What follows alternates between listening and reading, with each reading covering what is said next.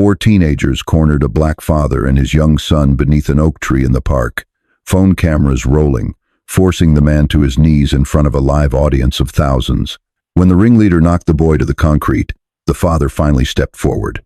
He slipped one punch, then dropped all four attackers in movements too fast for the cameras to follow. Nobody in that park knew the quiet mechanic training his son every morning had once been an undefeated boxing champion. But after that single moment of violence, one question remained. Would he save his son or lose him forever? If stories like this keep you glued to the screen, hit that subscribe button and turn on notifications, because this journey is only just getting started, and you will not want to miss where it goes next. The morning after that live-streamed reckoning under the oak tree, the park was empty except for a father kneeling beside his son on the concrete, checking for blood, checking for breath, checking for anything broken that could not be fixed with an apology. That moment would come. But long before three teenagers ever found their way to that stretch of grass, Marcus Reed had already built the quiet, careful life he thought would keep his son safe. He worked most days at a garage a few blocks from the apartment he shared with Caleb, hands stained with grease by noon, back aching by evening. When the garage closed, he strapped on a delivery bag and rode through the neighborhood until well past dark, because rent did not wait, and neither did the medical bills that had outlived his wife by nearly a decade. Nobody who watched him haul boxes up apartment stairwells would have guessed that his hands had once been wrapped in championship gloves, that his name had once been shouted from arenas instead of doorbells. They called him the Silent Storm back then, a welterweight who never lost, 27 fights without a single defeat, a career that sports writers said was building towards something historic. He had been one fight away from defending the biggest title of his life when Maya died without warning, her heart failing in a hospital bed while Marcus sat holding a hand that had already gone still. He canceled the fight. He walked away from the sport entirely, and he never looked back, not because the anger left him, but because grief had rearranged his priorities overnight. Caleb was not yet a year old when his mother passed, and Marcus decided in that hospital hallway that his son would never grow up in the shadow of a fighter's name. The belt went into a trunk under his bed, along with the old newspaper clippings and the robe he never wore again, and that was where they stayed. Caleb grew into a thoughtful, watchful boy, quick with numbers and slow with words, a stutter tightening his throat whenever nerves got the better of him. School had never been kind to him. Older boys had shoved him into lockers, mocked the way he spoke, and left him coming home some afternoons with his shirt torn and his eyes red from trying not to cry in front of his father. It was after one of those afternoons, after Marcus found his son sitting alone on the apartment steps refusing to explain the scrape on his elbow, that he decided something had to change. The next morning, before the sun fully cleared the rooftops, he brought Caleb to Brandon Park and set down a pair of gloves that had not seen daylight in 10 years. He did not teach his son to throw a punch. He taught him to keep his chin down, his feet balanced, his breathing steady when fear tried to climb up his spine. Every session ended the same way, with Marcus crouched in front of his son, tightening the laces on gloves 2 sizes too big, reminding him that boxing was never about learning how to hurt someone. It was about learning how to stay standing when the world tried to knock you down. Caleb absorbed those words the way he absorbed everything, quietly, turning them over in his mind long after the lesson ended, though neither of them yet understood how soon those words would be tested. Their routine had not gone entirely unnoticed by the neighborhood. A few people who passed the park in the early mornings had started to whisper about the big, broad-shouldered man teaching a small boy to fight, wondering aloud whether a man built like that could really be trusted around children at all. Marcus caught fragments of it sometimes. A neighbor's sideways glance held a beat too long. A conversation that quieted the moment he walked past the corner store. He never addressed it, telling himself that people were entitled to their assumptions as long as those assumptions stayed outside his front door.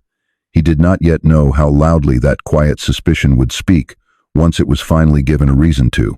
It was on an ordinary Tuesday morning, gloves laced, and the grass still damp with dew, that Dylan Sawyer first noticed them. He arrived with 3 friends trailing behind him, phone already raised. The kind of teenager who had learned that cruelty filmed correctly could translate into thousands of views. His father, Garrett Sawyer, was a city councilman with his sights set on the mayor's office, a man whose name carried weight in every precinct station and permit office in town. and Dylan had grown up understanding that weight as something he could borrow whenever it suited him. He circled the two of them at first, saying nothing, letting the camera do the observing. Then he laughed, loud enough to make sure Caleb heard it, asking whether the boy was embarrassed that his father couldn't afford a real gym.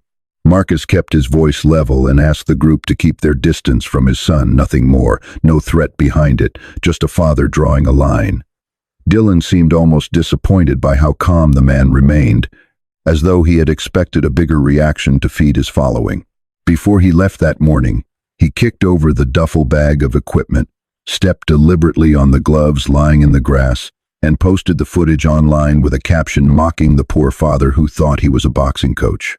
The video spread faster than either of them could have predicted, racking up views through the day, comment sections filling with strangers encouraging Dylan to go back and do it again. Among the friends standing behind him, that first morning was a quieter boy named Noah Bennett, the only one who hadn't lifted his phone toward Caleb's face. While the others laughed and circled, Noah's eyes stayed down, watching the boy's shoulders curl inward with humiliation, and for a brief second, he opened his mouth, as if to tell Dylan to leave it alone. The words never made it out. One of the other boys grabbed his sleeve and pulled him along before he could finish the thought, and the moment passed as quickly as it had come, unnoticed by everyone except Noah himself.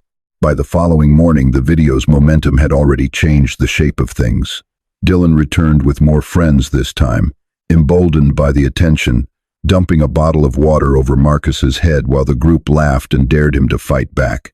Marcus stood still through all of it, arms at his sides, aware that the moment he raised a hand against a minor, every camera pointed at him would turn the story into something unrecognizable, something that painted him as the aggressor rather than the father protecting his son. He had built too careful a life to let one reckless moment undo it. And so he absorbed the humiliation the way he had once absorbed body shots in the ring, without flinching, without giving his opponent the satisfaction of a reaction. Complaints to the local police station went nowhere. Officers waved off the incidents as harmless roughhousing between teenagers, unwilling to press further once they heard the Sawyer name attached to the complaint. Word eventually reached Marcus's employer at the garage, who pulled him aside one afternoon to remind him, not unkindly but firmly, that Councilman Sawyer was one of their largest clients, and that any trouble involving his son could cost the shop more than it could afford to lose. Marcus said nothing in response beyond a quiet nod, understanding the position his boss had been put in, understanding that in this town, some names simply carried more protection than others. At home that evening, Caleb sat on the edge of his bed with his gloves in his lap, quieter than usual, until he finally suggested that maybe they should find somewhere else to train. He believed, in the uncomplicated logic of a 10-year-old, that his own presence in that park was what had made his father a target, that if he simply disappeared from that patch of grass, the trouble would disappear along with him. Marcus sat down beside him and let a long moment pass before he spoke, choosing his words the way he once chose his punches, carefully, deliberately aware of how much weight they would carry. He told his son that they had never come to that park to take anything from anyone, and because of that, nobody had the right to force them out of it. It was a small thing to say, but it settled something in the room, and Caleb nodded slowly, wiping at his eyes before his father could notice. Marcus understood, even as he said it, that the decision carried real risk. Leaving the park would teach his son that bullies always won in the end, that the safest choice was always retreat. Staying meant walking directly toward a danger he could already feel building, a danger with a councilman's resources behind it and a teenager's cruelty in front of it. He chose to stay anyway. The next morning, and every morning after that, father and son returned to the same spot beneath the oak tree at exactly 7 o'clock, gloves laced, feet planted, refusing to let the previous day's humiliation dictate the next day's choice. Marcus told himself it was simply about routine, about not letting fear reshape his son's life the way grief had once reshaped his own. What he did not yet know was how quickly that routine would collapse under the weight of everything still coming, or how close he stood to the moment when the fighter buried inside him for 10 years would finally be forced back into the light. The harassment that followed did not stay confined to insults shouted across the grass. Within days, Dylan and his friends treated Brandon Park as a stage they owned, arriving with new ways to humiliate the father and son who refused to leave. They tossed Caleb's gloves into a trash bin one morning, laughing as Marcus fished them out without a word. Another day, they spray-painted the word loser across the wooden bench where father and son usually rested between drills. The paint still wet when a jogger reported it to no one who cared to respond. They found the garage where Marcus worked and posted its address online, inviting followers to come watch the poor mechanic who thought he could teach boxing. They mocked Caleb for not having a mother, twisting a wound neither of them ever spoke about openly. They dared Marcus again and again to step into an actual fight, insisting that a real man would defend himself instead of standing there absorbing insult after insult. Marcus let every jab about himself slide past him like water, but each time Dylan mentioned Maya by name or made Caleb flinch with a threat aimed his way, something tightened behind his ribs that took real effort to unclench. At school, the videos had already done their damage. Boys who had once ignored Caleb now called him the coward son within earshot of teachers who did nothing to stop it, and his stutter thickened under the pressure until entire sentences caught in his throat before he could finish them. One evening, sitting across from his father at their small kitchen table, Caleb finally asked the question that had been building in him for days, wanting to know why Marcus never fought back when it would have been so easy to end it. Marcus set down his fork and looked at his son for a long moment before answering. He explained that the strongest man in any room was rarely the one capable of throwing the hardest punch. The strongest man was the one who understood exactly when not to throw it at all. Caleb nodded slowly, though the confusion in his eyes suggested the lesson would take longer to settle than his father hoped, and Marcus let it rest there rather than push further, unsure himself how long his own restraint could hold. That uncertainty followed him down to the garage's basement most nights after Caleb had fallen asleep.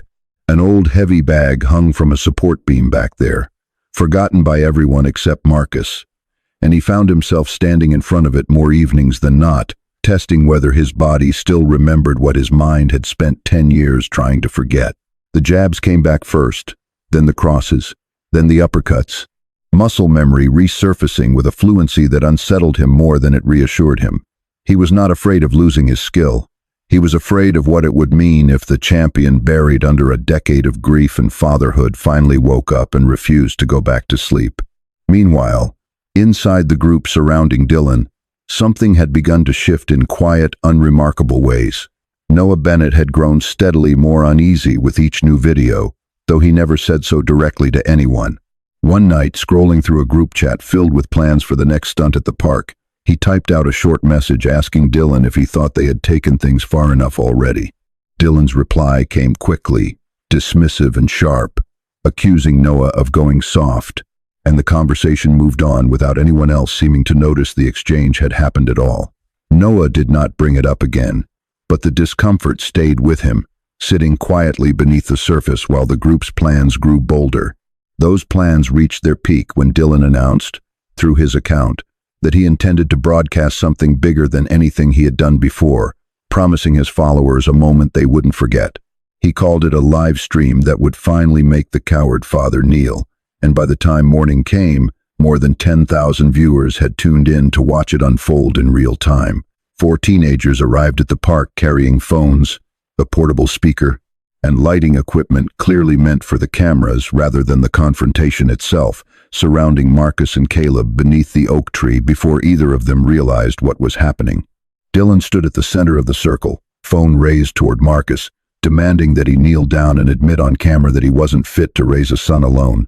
Marcus refused, keeping his hands low and open at his sides, aware of every phone trained on his face and every viewer waiting for him to break. When the humiliation aimed at him failed to produce the reaction Dylan wanted, he turned toward Caleb instead, saying words about Maya's death that no father should ever have to hear spoken about his late wife in front of his own child.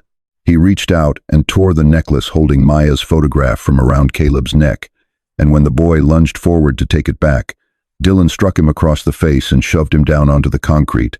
Marcus saw his son hit the ground with blood already forming at the corner of his mouth, and in that instant, 10 years of careful restraint gave way to something older and more immediate than any promise he had made to himself. He stepped into the circle and gave Dylan one final warning, telling him plainly not to touch his son again. Dylan swung first, and Marcus tilted his head just enough to let the punch pass harmlessly by his ear before answering with a single body shot that emptied the air from Dylan's lungs without leaving any lasting damage behind it. Two more boys rushed him at once, and Marcus moved through them with a precision that belonged to another life entirely, redirecting their weight, locking their arms, and putting both of them on the ground before they understood what had happened. The fourth teenager came at him from behind holding a metal rod, and Marcus turned in time to deflect the strike and stop his own answering jab, a hair's breadth from the boy's face. The teenager dropped the rod and ran without looking back, leaving the park suddenly, strangely quiet. The entire confrontation had lasted less than 20 seconds, though it would go on to reshape everything that came after it. Marcus did not chase anyone down, did not celebrate, did not so much as look toward the phone still recording him. He dropped to his knees beside Caleb immediately, checking his son's face, his breathing, the cut at his lip, everything else in the world falling away except the boy in front of him.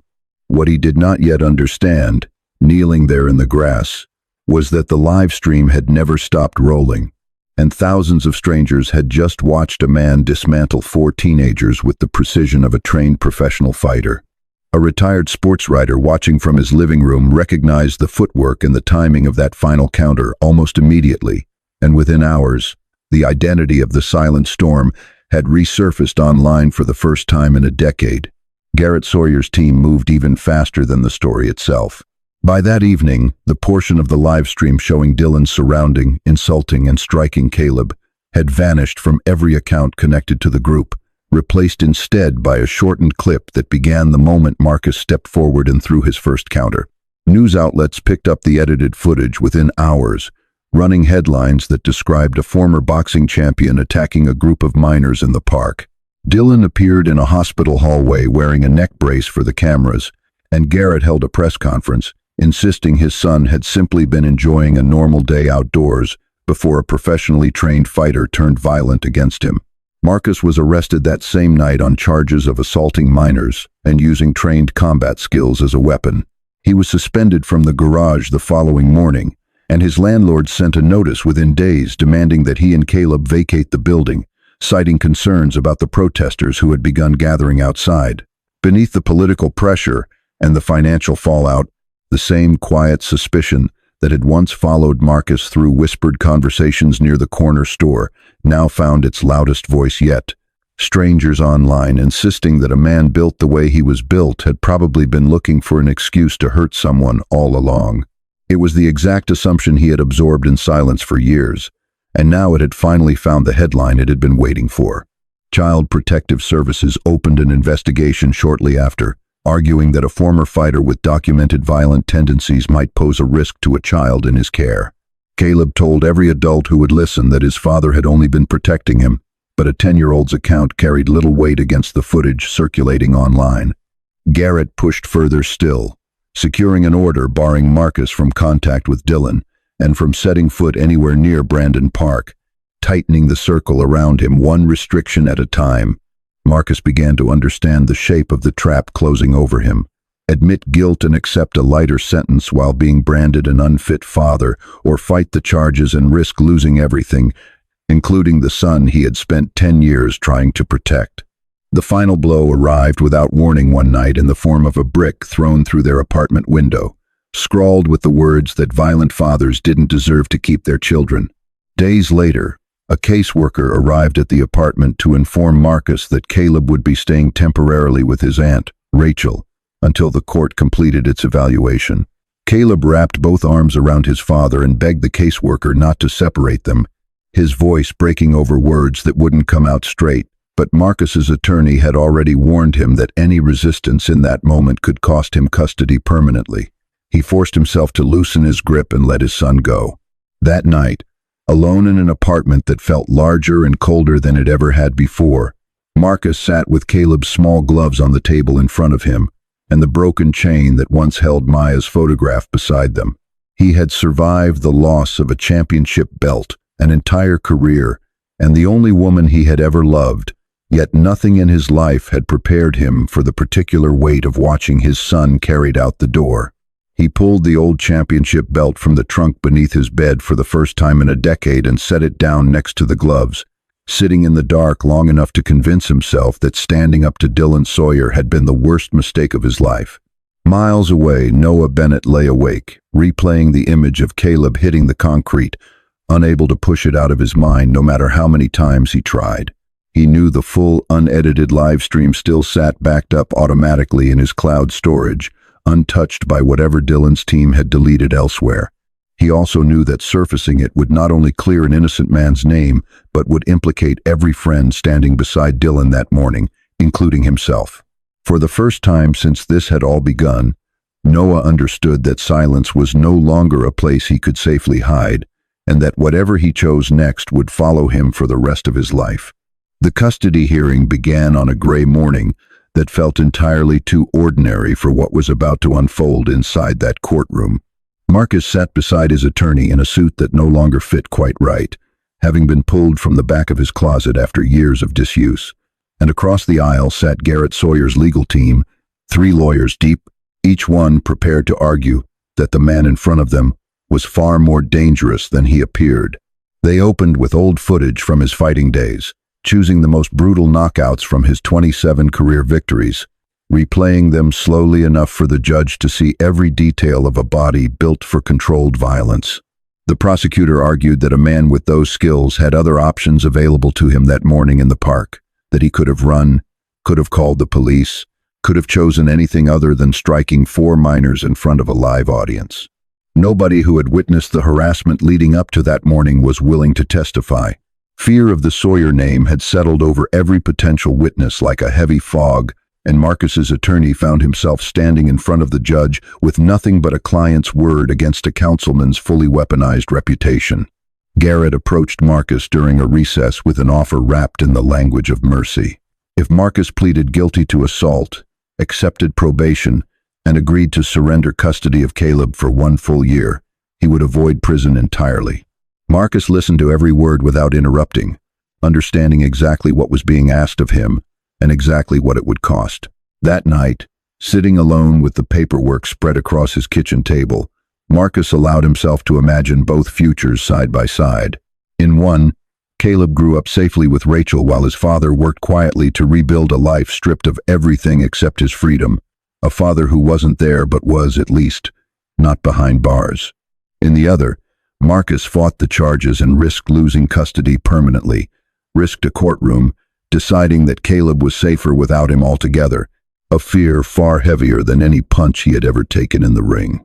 He thought about the first time he wrapped his son's small hands before a sparring lesson, the same careful motion he had used to wrap his own hands before every professional fight, and he thought about how much smaller those hands had felt shaking with nerves that morning.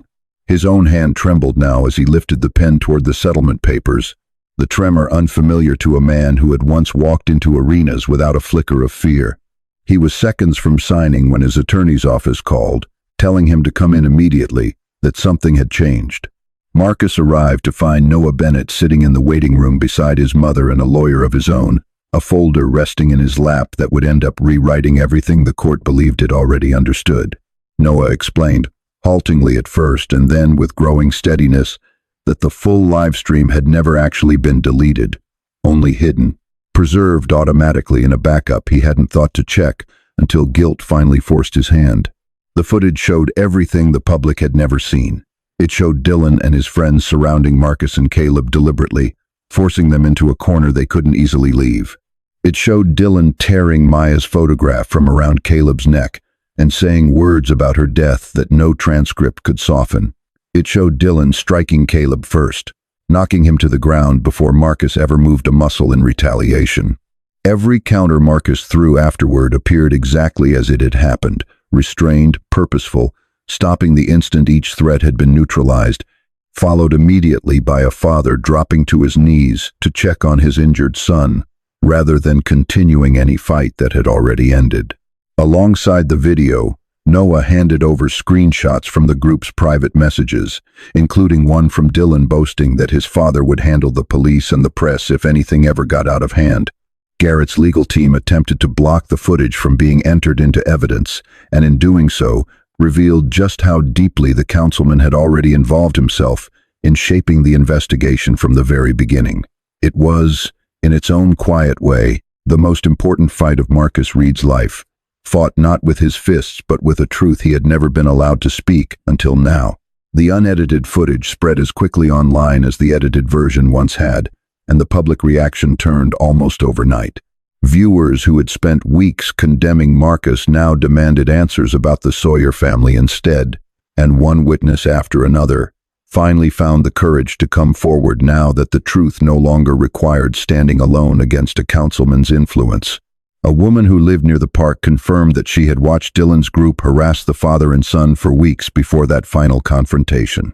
A maintenance worker produced photographs of the vandalized bench, still stained with paint that had never been properly cleaned.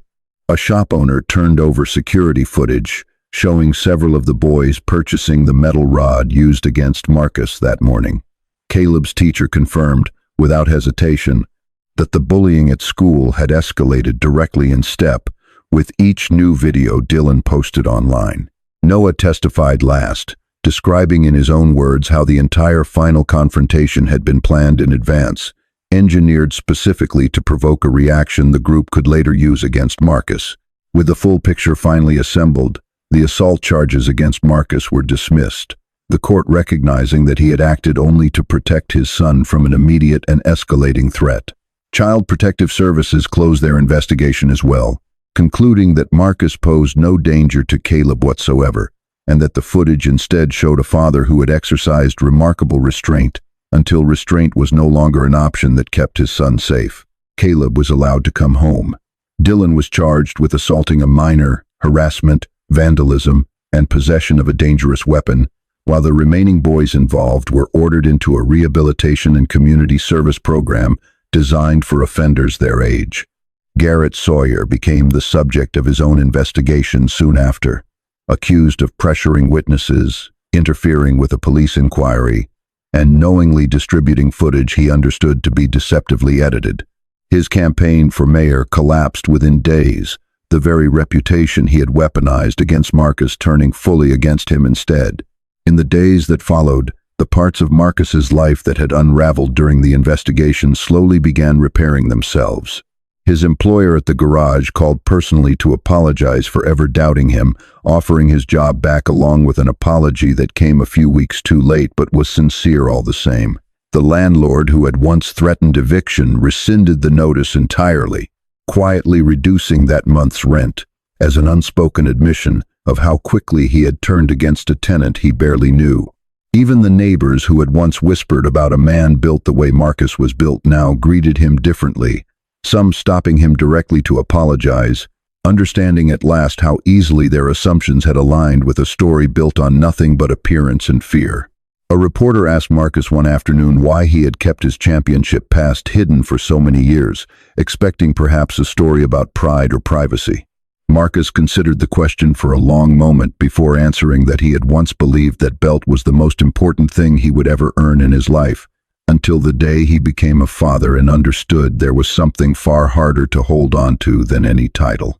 When Marcus arrived at Rachel's house to bring Caleb home, his son ran to him before he had even reached the front steps, wrapping both arms around him the way he had the night he was taken away. Marcus knelt down and fastened the repaired chain back around his son's neck, Maya's photograph settling once again exactly where it belonged. Caleb looked up and asked if his father had really been a champion once, the question carrying none of the fear it might have carried weeks earlier. Marcus told him that he had once held a belt, but that being his father was the hardest championship he had ever had to defend. They returned to Brandon Park the following Monday morning, the same bench that had once been defaced now repaired by neighbors who had taken it upon themselves to sand away the paint and refinish the wood. A small plaque had been added to the back of the bench, simple words asking anyone who read them to stand firm and protect what mattered. In the weeks that followed, other parents began bringing their own children to that same patch of grass, some who had been bullied, some who couldn't afford proper training elsewhere, some who simply wanted to learn how to manage fear the way Caleb had. The city eventually funded a small community boxing program beside the oak tree, and Marcus named it after the woman whose memory had never once left him, calling it the Maya Reed Youth Boxing Center. He hung his old championship belt on the wall of the new center, though not in the place of honor.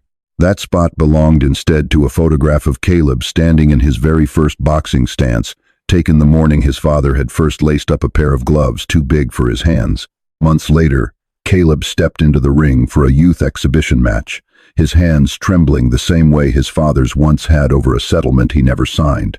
Marcus knelt in front of him, wrapping his hands with the same careful motion he always used. 2 loops around the wrist, 3 across the knuckles, tight enough to protect without cutting off feeling. He asked his son if he was afraid, and Caleb nodded honestly instead of pretending otherwise. Marcus told him that fear simply meant he understood how much this moment mattered, and that all he needed to do now was stand firm. Caleb walked into the ring with his left foot forward, his hands raised to guard his face exactly as he had been taught. He did not win by knockout. He won on points, through patience and control, the very qualities his father had spent years trying to instill in him long before either of them ever imagined a live stream, a courtroom, or a truth buried in someone else's cloud storage. When the match ended, Caleb ran straight into his father's arms, and the crowd around them began calling Marcus a champion once again. Marcus did not look toward the crowd. He looked only at his son, understanding at last that the title that mattered most had never been locked away in a trunk beneath his bed. It lived instead in the moment his son had been knocked down and chosen to rise anyway, and in the quiet promise of a father who had made certain once and for all that his son would never have to rise alone again. If this story reminded you that quiet strength and gentle restraint can carry more power than any punch, that is exactly what we hope you take with you. If you enjoyed this journey with Marcus and Caleb, consider subscribing and joining our community of listeners for more stories like this one, and let us know in the comments what part of their story stayed with you the most. Thank you for watching, and we will see you in the next story.